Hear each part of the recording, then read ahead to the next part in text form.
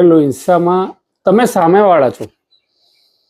કોઈ પણ વ્યક્તિ તમારી સામે ઘરેલું હિંસા સામે રક્ષણ અધિનિયમની ફરિયાદ કરી છે અને સામેવાળા તરીકે સાસુ, સસરા, નણંદ અથવા બીજા કોઈ સગાવાલાને જોડ્યા હોય તો શું કરવું?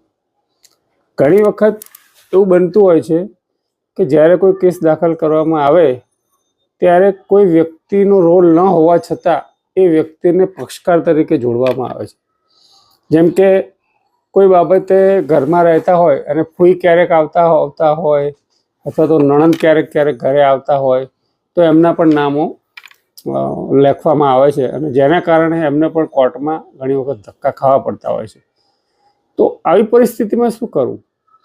તો જ્યારે કોઈ ઘરેલું હિંસાની ફરિયાદ દાખલ કરે અને બીજા જે સગાવાલાઓ છે એમના નામો જો અંદર દાખલ કરવામાં આવે ત્યારે તમારે એ જોવાનું ખાસ કે એમનો રોલ શું બતાવ્યો છે.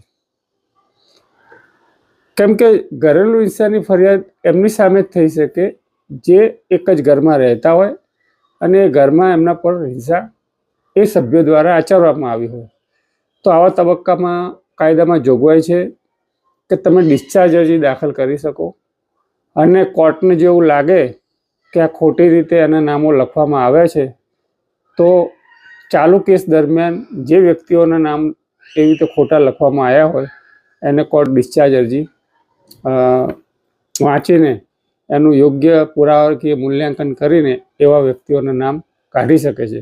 તો જ્યારે પણ તમને એવું લાગે કે તમે સામેવાળા છો અને તમારી ઉપર ખોટી ફરિયાદ થઈ છે, ઘરેલું હિંસાના અહેવાલમાં તમને પક્ષકાર તરીકે ખોટા જોડ્યા છે, આવા સંજોગોમાં તમારે ચોક્કસ ડિસ્ચાર્જ અરજી કરવી જોઈએ.